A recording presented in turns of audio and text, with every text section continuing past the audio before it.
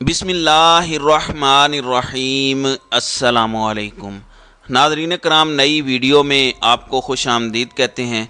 पाकिस्तान में सियासत का खेल किस कदर गंदा खेल है, इसका अंदाज़ा आप गुज़श्ता एक माह में होने वाले वाक़यात से लगा सकते हैं। इस वक्त एक नई पार्टी तश्कील दी जा चुकी है जो जहांगीर तरीन की क़यादत में काम करेगी, जिसका नाम इस्तेकाम पाकिस्तान पार्टी रखा गया है। क्या ये पार्टी वाकई पाकिस्तान तहरीक इंसाफ के लिए चैलेंज साबित होगी या ये उल्टा नून लीग और ताकतवरों के गले पड़ेगी? इस पर हम आज की वीडियो में बात करेंगे। फिर ये पार्टियां बनाता कौन है? आखिर इस्टेब्लिशमेंट को इन नई पार्टियों के बनाने से फ़ायदा क्या होता है? पाकिस्तान के क़याम से लेकर आज तक किस तरह मुख्तलिफ पार्टियों को तोड़ा गया और किस तरह ताकतवरों ने अपने इक़्तिदार को दवाम बख्शने के लिए ये मकरूह खेल खेला, इस पर भी बात करेंगे। जबकि मौजूदा वक्त में इंतखाबात से कबल इस नई पार्टी की ज़रूरत क्यों पड़ी है? क्या ये वही पॉलिटिकल इंजीनियरिंग का पुराना खेल रचाया गया है या इसके दीगर मकासद भी हैं? फिर ये पार्टी वाकई पीटीआई को डैमेज कर पाएगी या फिर ये सिर्फ जनूबी पंजाब तक महदूद रहेगी? इन तमाम सवालों के जवाब मैं इस वीडियो में कवर करने की कोशिश करूँगा। नाज़रीन कराम, पाकिस्तान की 75 साला तारीख़ में तवातुर के साथ नई सियासी जमातों की बुनियाद पड़ती रही है और अमूमी तौर पर इंतखाबात से कबल किसी एक मखसूस सियासी जमात की तोड़ फोड़ से नया सियासी इत्तेहाद कायम हुआ या नई पार्टी की बुनियाद पड़ती है। आपको पता है कि 2018 के आम इंतखाबात से कबल मुस्लिम लीग नून में भी तोड़ फोड़ हुई। बलूचिस्तान में बलूचिस्तान अवामी पार्टी की बुनियाद पड़ी तो जनूबी पंजाब में सूबा महाज इत्तेहाद बना जो बाद अज़ां पीटीआई में ज़म हो गया। बज़ाहिर 2018 के इलेक्शन से कबल भी इसी तरह का सियासी माहौल बनाया गया जिस तरह मौजूदा इंतखाबात में बनाया जा रहा है। जहांगीर तरीन, जिनकी अहमियत 2018 के इलेक्शन के बाद पाकिस्तान तहरीक इंसाफ की हुकूमत साजी के लिए बड़ी नुमायाँ रही, इस वक्त फिर सियासी मंजरनामे में अहमियत इख्तियार कर चुके हैं। जहांगीर तरीन ने 9 मई के बाद की सूरत हाल के तनाजुर में सियासी रवाबत का सिलसिला तेज़ किया, जिसका नतीजा आज इस्तेकाम पाकिस्तान पार्टी की सूरत में सामने आ चुका है। मगर बहुत से लोग ये पूछते हैं कि क्या ये नई जमात पीटीआई के लिए चैलेंज साबित होगी या दीगर सियासी जमातों के लिए भी ख़तरा है? इस जमात का असर और रसूख पाकिस्तान के किन इलाकों में ज़्यादा होगा? आखिर क्या वजह है कि इलेक्शन से कबल नए सियासी इत्तेहाद और जमातें कायम हुई और इसके पीछे मकासद क्या होते हैं? और क्या ऐसी जमातों का वजूद सियासी निज़ाम को इस्तेकाम से हमकिनार करता है या गैर मुस्तहकम करने का जो है वो बायस बनता है? नाज़रीन कराम, अगर पाकिस्तान की सियासी तारीख़ पर नज़र दौड़ाई जाए तो मालूम होता है कि अपने इक़्तिदार को मुस्तहकम करने और तूल देने के लिए सबसे पहले गवर्नर जनरल और मुल्क के पहले सदर सिकंदर मिर्ज़ा को एक पार्टी की ज़रूरत पड़ी। ये वो दौर था जब ऑल इंडिया मुस्लिम लीग कमज़ोर हो चुकी थी। तो सिकंदर मिर्ज़ा ने सितंबर 1956 में रिपब्लिकन पार्टी की बुनियाद रखी और उसके नायब सदर बन गए, मगर ये पार्टी आगे चलकर फिर मकबूल नहीं हुई। फिर 1962 में जनरल अयूब खान ने एक सियासी पार्टी कन्वेंशन मुस्लिम लीग की बुनियाद रखी। उस जमात की तश्कील में मुस्लिम लीग के उस वक़्त के कई सरकर्दा रहनुमाओं ने अयूब खान का साथ दिया, मगर ये सियासी पार्टी भी अयूब खान के इक़्तिदार के ख़ात्मे के साथ ग़ुरूब हो गई। फिर 1970 के इंतखाबात में कन्वेंशन मुस्लिम लीग ने कौमी असम्बली की 124 सीटों पर अपने उम्मीदवार खड़े किए, मगर ये जमात महज 2 सीटें जो है वो जीत सकी। नाज़रीन कराम, अयूब खान की जमात ज़मींदारों, सनतकारों और मराआत याफ्ता तबके के बेतहाशा इख्तियारात के मालिक हुकूमत के साथ करीबी ताल्लुकात जोड़े रखने और सरकारी सरपरस्ती हासिल करने का एक बेहतरीन ज़रिया ज़रूर थी, मगर इस निज़ाम का ये रुख भी इक़्तिदार को जो है वो सहारा न दे सका और अयूब खान को जाना पड़ गया। फिर जनरल ज़िया की तैयारा हादसे में हलाकत के बाद मुल्क के मुक़्तदर हलकों ने आम इंतखाबात के इनेकाद का फ़ैसला किया और 1988 में उन सियासी क़ुव्वतों को एक प्लेटफॉर्म पर जमा किया जो ज़िया के अफकार की आइनादार थी और उसको इस्लामी जमहूरी इत्तेहाद का नाम दिया।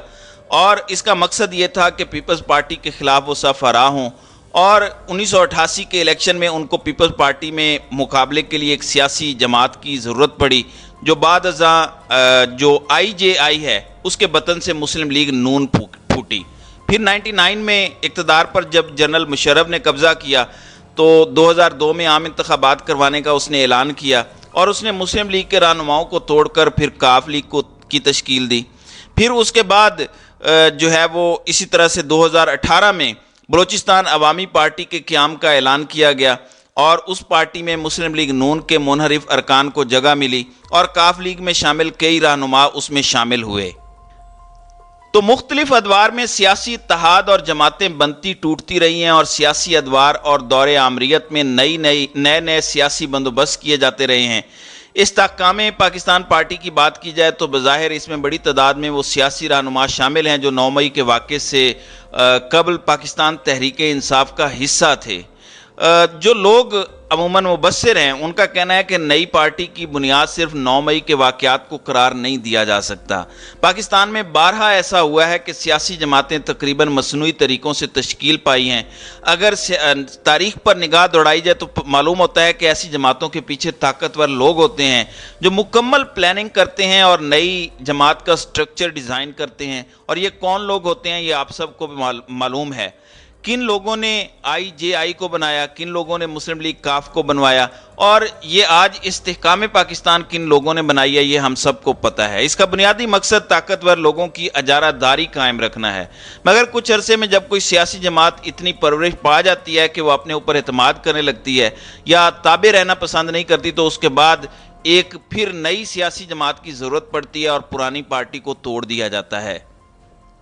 ناظرین اکرام، پاکستان کے سیاسی اور سماجی حلقوں کی ہمیشہ سے یہ سوچ رہی ہے کہ اسٹیبلشمنٹ کی سپورٹ کے بغیر کوئی بھی سیاسی جماعت، بالخصوص نئی سیاسی جماعت، اقتدار کی راہداریوں تک رسائی حاصل نہیں کر سکتی۔ اس کی بڑی وجہ یہ ہے کہ اسٹیبلشمنٹ اپنی ضرورت کے تحت بعض سیاسی جماعتوں کی تشکیل دیتی رہی ہے۔ جہانگیر ترین اس وقت نااہل ہیں۔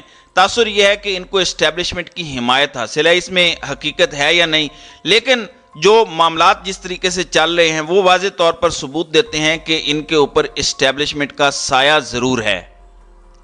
اگر دیکھا جائے تو جہانگیر ترین کی پارٹی کے حوالے سے ابتدائی تاثر یہ تھا کہ اس میں جنوبی پنجاب سے تعلق رکھنے والے زیادہ تر الیکٹیبلز شامل ہوں گے، مگر تازہ ترین صورتحال کے مطابق جہاں اس میں کراچی کی نمائندگی شامل ہے وہاں سندھ بھر سے نمائندگی بھی نظر آئی ہے۔ اگر جہانگیر ترین پارٹی میں محض جنوبی پنجاب سے زیادہ لوگوں کو جمع کر پاتے تو پھر لازمی طور پر یہ سب سے زیادہ نقصان پیپلز پارٹی کا کرتے، کیونکہ جنوبی پنجاب میں پیپلز پارٹی کا ووٹ بینک موجود ہے اور چند بڑے خاندان بھی انہیں میسر ہیں۔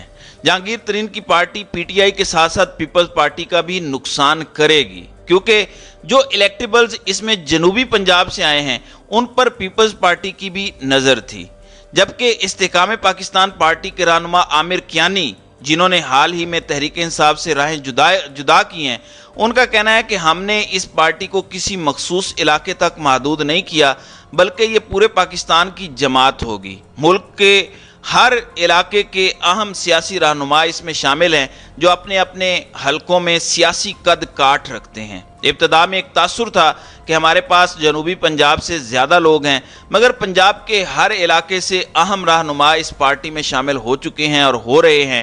پارٹی میں شامل تمام رہنما الیکٹیبلز ہیں۔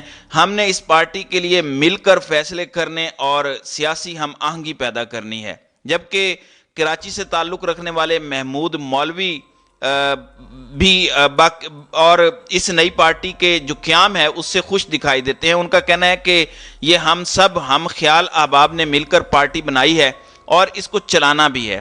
میں سندھ میں پارٹی کے معاملات دیکھوں گا اور یہاں سے ہمارے ساتھ کافی اہم لوگ رابطے میں ہیں۔ میں کراچی واپس جا کر دفتر بناؤں گا اور لوگ آنا شروع ہو جائیں گے۔ ہماری جمہوری پارٹی ہے، کسی سے کوئی مسئلہ نہیں۔ کراچی میں ہمارے لیے بڑا چیلنج ہے لیکن ہم بڑی پارٹیوں کے شانہ بشانہ کھڑے ہوں گے۔ تو اس وقت جو بظاہر نظر آتا ہے وہ یہ ہے کہ یہ پارٹی جو ہے نون لیگ کے ساتھ ساتھ پیپلز پارٹی اور PTI تینوں بڑی جماعتوں کو ڈیمیج کرے گی۔ جنوبی پنجاب کے اندر پیپلز پارٹی کو، جبکہ باقی پنجاب جو مین ہے اس کے اندر PTI اور نون لیگ کو یہ ڈینٹ ڈالنے کی کوشش کرے گی اگر اسٹیبلشمنٹ کا دست شفقت اس پر رہتا ہے۔